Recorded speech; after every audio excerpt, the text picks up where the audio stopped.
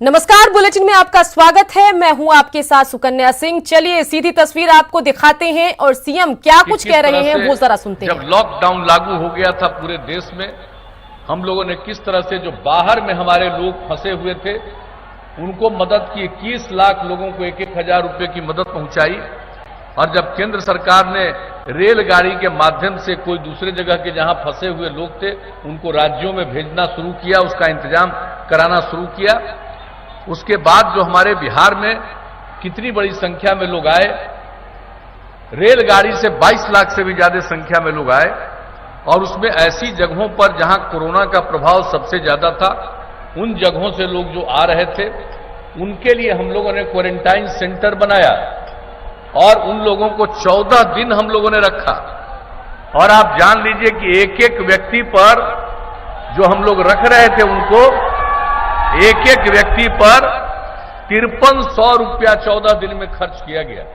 तो हर तरह से हम लोगों ने कोशिश की और जांच, और अब आप देख रहे हैं कितना नीचे जा रहा। अब जांच की बात जो देख लीजिए और किस तरह से हम लोगों ने लोगों के चिकित्सा का इंतजाम, हर तरह का प्रबंध किया है और उसकी जांच जो जितने बड़े पैमाने पर हो रही है। आप जान लीजिए कि पूरे देश में जो 10 लाख की संख्या पर जितना जांच पूरे देश में औसत हो रहा है उससे लगभग 3000 ज्यादा बिहार में हो रहा है। तो हम लोग एक एक चीज पर हम लोगों ने ध्यान देने की कोशिश की है। और इसके जो शिकार हो जाते हैं, जिनकी मृत्यु हो जाती है, उन सबों के लिए भी हम लोगों ने, उस परिवार के लोगों के लिए हम लोगों ने सीएम रिलीफ फंड से 4 लाख रुपए की मदद उनको करते हैं।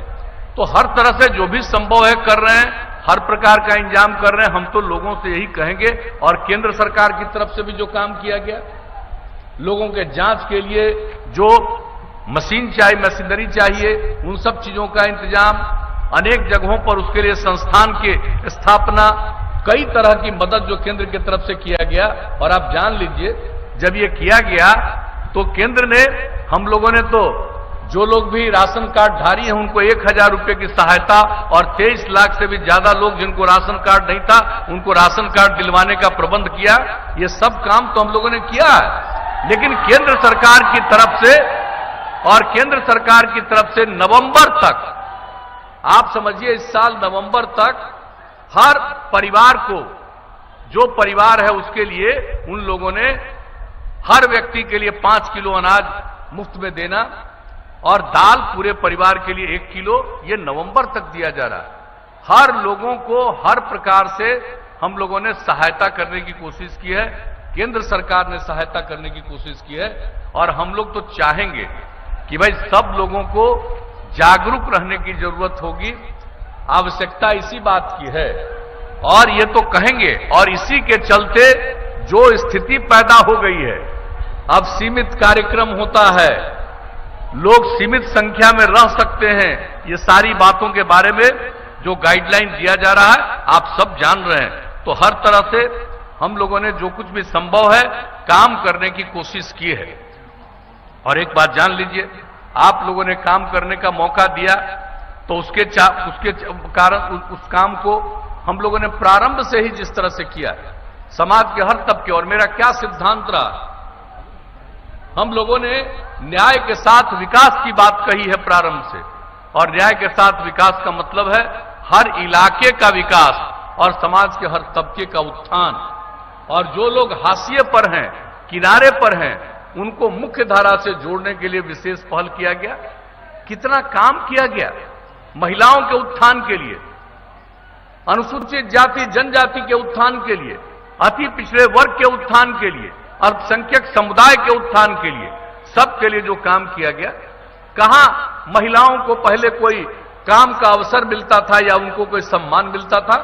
जब लोगों ने काम करने का मौका दिया, हम लोगों ने सबसे पहले महिलाओं को 50% का आरक्षण दिया पंचायती राज संस्थाओं में, नगर निकायों में। अब 3 बार चुनाव हो चुका और कितनी बड़ी संख्या में अब महिलाएं जनप्रतिनिधि के रूप में सामने आई हैं। उसी तरह से अति पिछड़े वर्ग को 20% का आरक्षण, और अनुसूचित जाति को आबादी के अनुरूप और जनजाति को आबादी के अनुरूप क्रमशः 16% और 1% का आरक्षण। ये सब किया। अब कितनी बड़ी संख्या में लोग जनप्रतिनिधि के रूप में सामने आए हैं, काम करने का उनको अब आगे अवसर मिला है। और महिलाओं के उत्थान के लिए शिक्षा के क्षेत्र में हम कितनी बात कहेंगे, समय बहुत कम है, तो चाहे शिक्षा का क्षेत्र हो, स्वास्थ्य का क्षेत्र हो, समाज के हर तबके के उत्थान के लिए हम लोगों ने जो प्रयास किया। और किस तरह की स्थिति थी पहले, कोई सड़क नहीं था, सड़कों का निर्माण। और ये आप जोड़ लीजिए कि पहले कैसी सड़कें थी और अब पिछले समय से जितना सड़कें और हर गांव को सड़क से जोड़ने की योजना बनी, लगभग वो काम 90% पूरा हो चुका है और बाकी काम भी हो जाएगा। और आगे अब मौका मिलेगा। आप जान लीजिए, अब खाली गांव को सड़क से जोड़ने वाली बात नहीं करेंगे। हमने तो आगे के लिए अब तक जितना काम हमने किया, ये सब काम तो कर दिया और पहले से ही लगातार सबके उत्थान के लिए काम कर रहे हैं। और इस बार जब काम करने का मौका मिला तो हमने 7 निश्चय के अंतर्गत काम करना शुरू किया। महिलाओं को फिर सरकारी सेवाओं में 35% का आरक्षण, लोगों की पढ़ाई के लिए आप सोच लीजिए, हर जिले में इंजीनियरिंग कॉलेज, पॉलिटेक्निक संस्थान, इस तरह से कितने संस्थानों की स्थापना की गई है। तो एक एक तरह से हर प्रकार से लोगों के लिए जो हम लोगों ने काम किया। और जितने भी हमारे जो छात्र हैं और युवा हैं, उनके लिए स्टूडेंट क्रेडिट कार्ड योजना, आगे की पढ़ाई कर सके, 4 लाख रुपए तक की सहायता। और इसके अलावे स्वयं सहायता भत्ता योजना कि अगर कोई आगे काम, नौकरी खोजने के लिए कहीं भी जाना चाहता है, उसको मदद देने का 2 साल तक हम लोगों ने किया, 1-1 हजार रुपया प्रति महीना। और लोगों को कि कोई काम करेगा, उसको जब तक कंप्यूटर पर काम करना नहीं जानेगा, तब तक कहीं काम का अवसर नहीं मिलेगा। इसलिए हम लोगों ने कुशल युवा कार्यक्रम की शुरुआत की, कंप्यूटर पर काम करना सिखाया। 10 लाख से ज्यादा युवाओं ने इसका प्रशिक्षण प्राप्त किया। तो एक एक तरह से संस्थानों की स्थापना। और हमने क्या कहा था, हर घर तक हम लोगों को बिजली पहुंचा देंगे। और लक्ष्य हमने रखा था 2018 का दिसंबर का, और उसके पहले 25 अक्टूबर को हर घर तक बिजली पहुंचा दिया। और अब लोगों को क्या सुविधा हो गई, और इसके बाद हर घर नल का जल। और आप देख लीजिए 83-84% काम, हर घर नल का जल पूरा हो चुका है। और ये काम तेजी से चलता चला जा रहा है। तो एक एक चीज के लिए, हर घर तक पक्की गली और नाली का निर्माण, हर घर तक शौचालय का निर्माण, ये सारा काम। और जान लीजिए कि जितना काम किया है वो काम तो हम कर ही रहे हैं, किए ही हैं। ये काम तो पूरा होगा, लेकिन अब सिर्फ काम नहीं, उसके अनुरक्षण का काम सारा किया जाएगा। चाहे सड़क हो, पुल हो, पुलिया हो, या जितना काम कर रहे हैं। और आगे के लिए भी अब हम लोगों ने सोच लिया है कि इतना काम कर रहे हैं, ये काम तो करते जाएंगे, अब इसके आगे और आगे बढ़कर के काम करेंगे। और उसके लिए हमने अगले 5 वर्ष के लिए 7 निश्चय 2 का ऐलान किया है। और उसके अंतर्गत अब हम युवाओं को जो पढ़ा रहे हैं और ट्रेनिंग मिल रही है, जो नई टेक्नोलॉजी आ गई है, नई तकनीक जो विकसित हुई है, उन तकनीकों से उनको उसको न सिर्फ परिचय उनका कराएंगे, बल्कि उनकी पूरी ट्रेनिंग कराएंगे। चाहे वो पॉलिटेक्निक संस्थान हो, ITI, उसमें भी व्यवस्था। उसके अलावे हर जिले में इंतजाम इसके बारे में कर रहे हैं हम लोग, हर प्रकार से एक एक चीज का। और हर प्रमंडल में इस तरह का इंतजाम करेंगे कि जितने तरह के इक्विपमेंट होते हैं सब वहां पर मौजूद रहेंगे और हर तरह की सुविधाएं लोगों को दी जाएगी। यानी नई टेक्नोलॉजी के बारे में पूरे तौर पर लोग प्रशिक्षित हो जाए। तो एक एक काम हम लोग करने का आगे के बारे में निश्चय कर लिया है। महिलाओं के लिए और आगे बढ़ाएंगे। अभी तो जितना काम हो रहा है, अभी हमने क्या किया, कोई भी लड़की हमारी महिला अगर पास कर जाएगी इंटर, अविवाहित है तो 10,000 रुपये की मदद देते हैं। और अगर वो ग्रेजुएट हो गई तब उसको हम लोग देंगे 25,000 रुपये की मदद। लेकिन अब हमने तय कर दिया है नए निश्चय में कि अगर कोई लड़की इंटर पास करेगी, 12वीं कक्षा पास करेगी, उनको 25,000 रुपया देंगे। और अगर वो पास कर जाएगी, ग्रेजुएट हो जाएगी, उसके लिए 50,000 रुपया का इंतजाम करेंगे।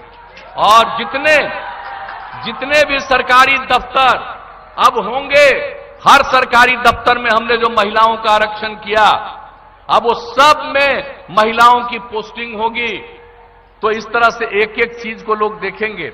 और उसके अलावे आपको तो मालूम है, हमने कर दिया अनुसूचित जाति, अनुसूचित जनजाति, अति पिछड़े वर्ग के लिए कि अगर कोई भी उद्योग या कोई काम करना चाहेंगे, उनको 10 लाख रुपए की सहायता, और उस 10 लाख रुपए में 5 लाख रुपए का अनुदान हम लोग देंगे, और 5 लाख रुपया बिना टैक्स के उनको हम कर्ज देंगे। उसी तरह से बाकी जितनी महिलाएं हैं, उनके लिए भी यह स्कीम लागू करेंगे। तो हम लोगों ने तय कर दिया है, और आप अच्छी तरह जान लीजिए। और अब आगे हमने तय कर दिया है कि हर पूरे चीजों के बारे में इन्होंने बताया कि कितना सिंचाई के क्षेत्र में काम हुआ। अब आप जान लीजिए, अगली बार मौका मिलेगा तो बिहार के हर खेत तक सिंचाई का पानी हम लोग पहुंचा देंगे। तो इस तरह से अनेक काम आगे के बारे में हम लोगों ने कर दिया है। और ये सड़कों की बात जो है, जिसका जिक्र हम कर रहे थे, अब सिर्फ गांव तक ही सड़क नहीं, कई गांवों को जोड़ते हुए महत्वपूर्ण जगहों पर जाने के लिए और इसके अतिरिक्त ग्रामीण कार्य से सड़कों का निर्माण कराया जाएगा। और जितने शहर हैं, जितने बाजार हैं, सब में बाईपास का निर्माण कराएंगे। अगर यहां पर बचा हुआ है, न सिर्फ यहीं बल्कि पूरे बिहार में हर तरह के बाजार के बगल से बाईपास का निर्माण होगा। फ्लाईओवर जहां जरूरत पड़ेगा ऊपर से जाने के लिए, उसका काम किया जाएगा। तो हम लोग एक एक चीज जोड़ लिए, एक एक गांव में जो हम लोग काम करेंगे, हर प्रकार के गांव में अब साफ सफाई के लिए इंतजाम, शहरों के लिए पूरे तौर पर, और जो भी काम हम लोगों ने करवाया है उसके अनुरक्षण का काम करवाएंगे। तो इस तरह से एक एक चीज के बारे में हमने सोच करके, कि चाहे गांव हो या शहर हो, सब के लिए हम लोगों ने सोच लिया है, और एक एक काम हम लोग करवाएंगे। और एक बात जान लीजिए, गांव के बारे में एक चीज के बारे में और हम लोगों ने सोच लिया है। हम तो एक एक चीज का आकलन करते हैं, और हम तो जब भी घूमते रहे, ये 8 महीने के क्वारंटाइन का, ये माफ करिएगा कोरोना का जो समय था, इसको छोड़ दीजिए, सब जगह से हम लेते रहते हैं कि कहां क्या। मुख्यमंत्री मुंगेर के तारापुर और जमालपुर में भी अपने प्रत्याशियों के लिए वोट मांगेंगे। हवेली खड़गपुर स्थित आरएस कॉलेज मैदान में सीएम चुनावी जनसभा को संबोधित करते हुए दोनों जगहों के प्रत्याशी मेवालाल चौधरी और शैलेश कुमार के लिए जनता से वोट मांगेंगे।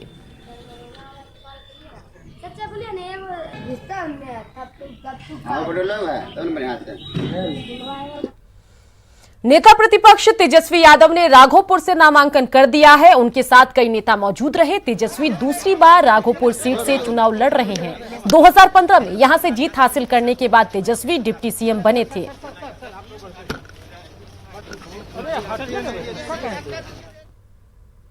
नामांकन के लिए राघोपुर जाने से पहले नेता प्रतिपक्ष तेजस्वी यादव ने सीएम नीतीश को बड़ी चुनौती दे डाली। तेजस्वी ने कहा कि नीतीश अपने गृह जिले नालंदा से नामांकन करें और मैं उनके खिलाफ चुनाव लड़ने को तैयार हूं।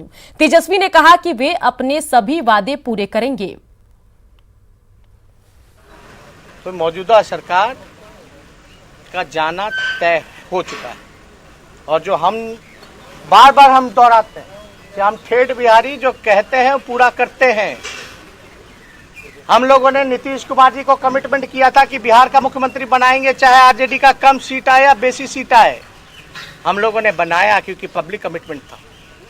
जो आज हम लोग कमिट कर रहे हैं कि 10 लाख नौजवानों को रोजगार देंगे पहले कैबिनेट में, तो वो करके रहेंगे।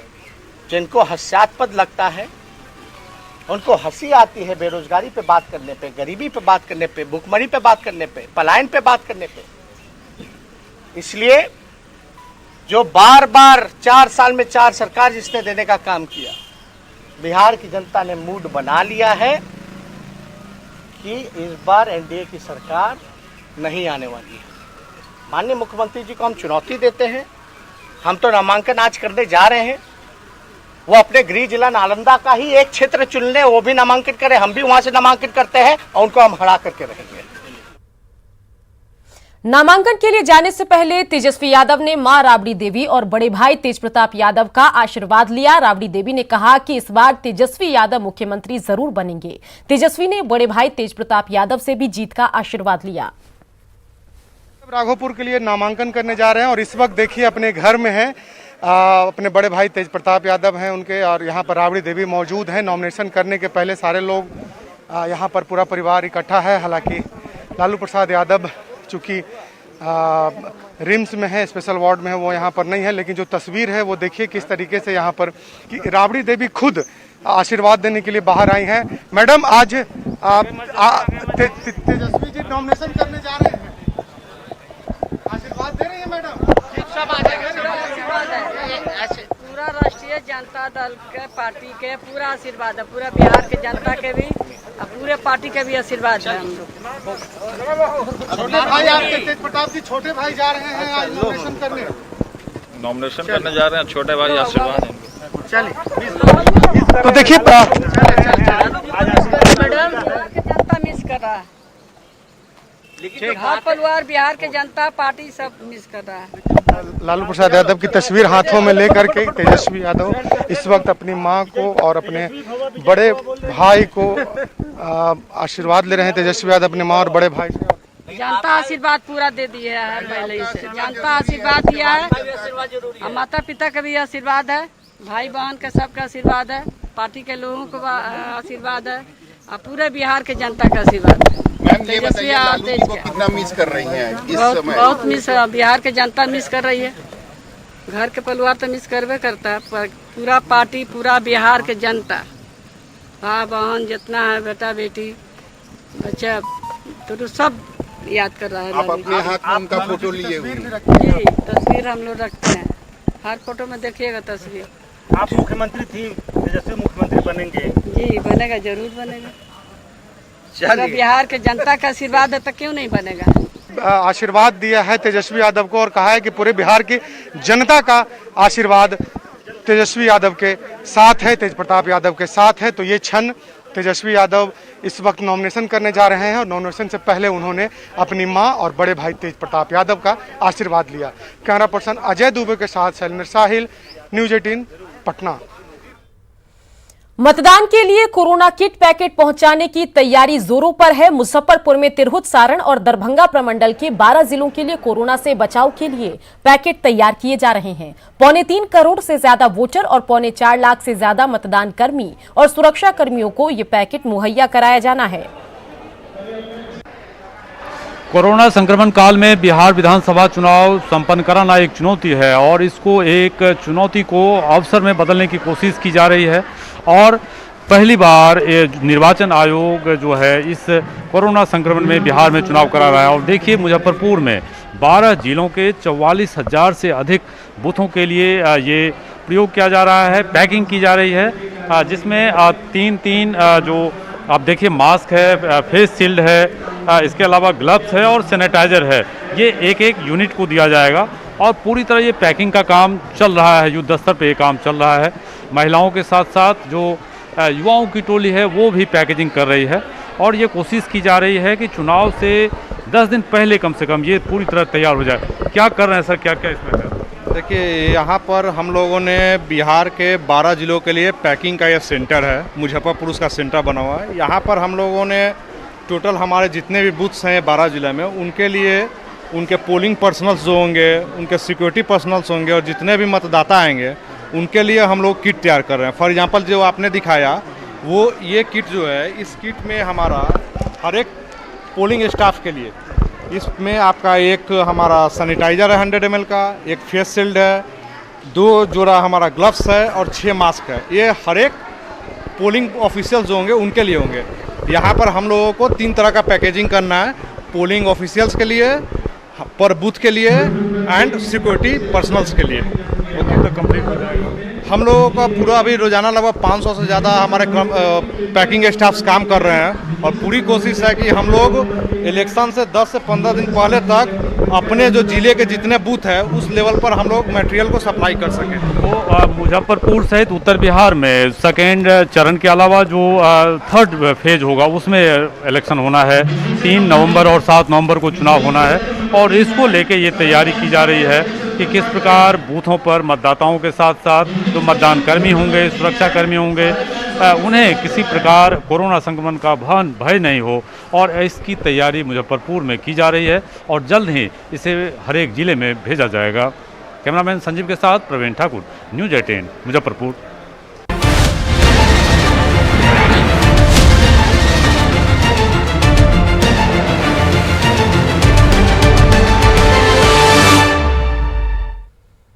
बेरमो उपचुनाव के लिए बीजेपी की अगर हम बात करें तो बीजेपी उम्मीदवार योगेश्वर महतो बाटुल ने आज नामांकन दाखिल किया तनुघाट, जी हां, तेनुघाट अनुमंडल कार्यालय में उन्होंने नॉमिनेशन दाखिल किया। इस मौके पर गोमिया के आसू विधायक लंबोदर महतो भी उनके साथ थे।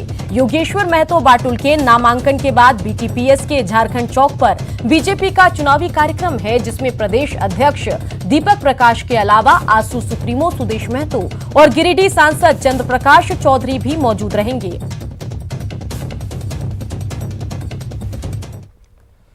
त्योहार पर रेलवे ने लोगों को तोहफा दिया है। रेलवे से झारखंड समेत देश भर में 196 स्पेशल ट्रेन चलाने का फैसला लिया है, जो 20 अक्टूबर से 30 नवंबर तक चलेगी। इनमें झारखंड से चलने वाली 9 ट्रेनें शामिल हैं। झारखंड में चलने वाली ट्रेनों में रांची जयनगर, रांची पटना, रांची हावड़ा और टाटा हावड़ा एक्सप्रेस शामिल हैं।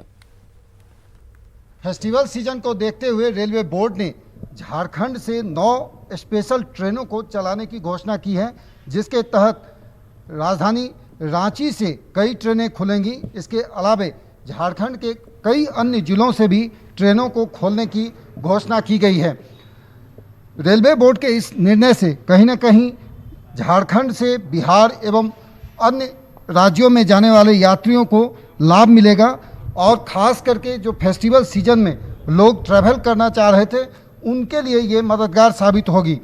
जिस तरह से लगातार मांग की जा रही थी कि कोरोना पीरियड के में जो मार्च महीने से ट्रेनें बंद थी उन्हें खोला जाए, तो रेलवे ने ये घोषणा किया है कि स्पेशल ट्रेन के जरिए इन ट्रेनों को खोला जाए और जो कोविड-19 का जो SOP है उसका पालन कराते हुए यात्रियों को इसमें सफ़र करने की अनुमति दी जाएगी।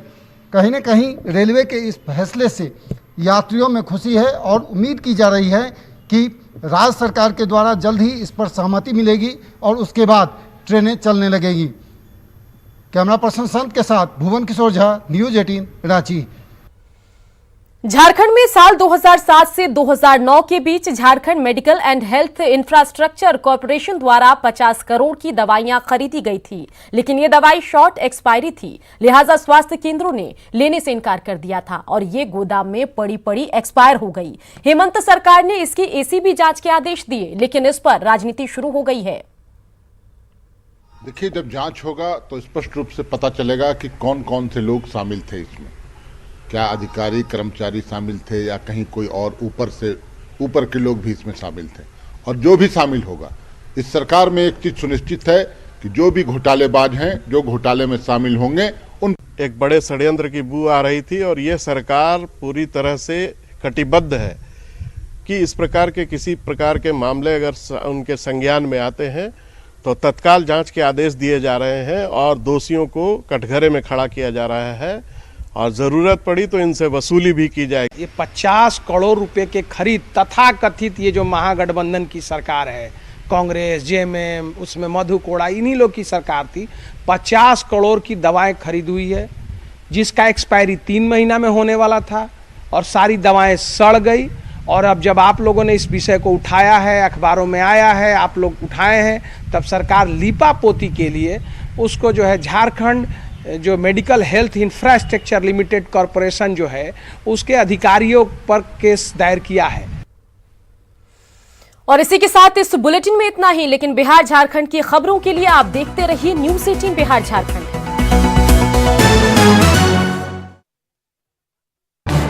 इस न्यूज़ हेडलाइंस के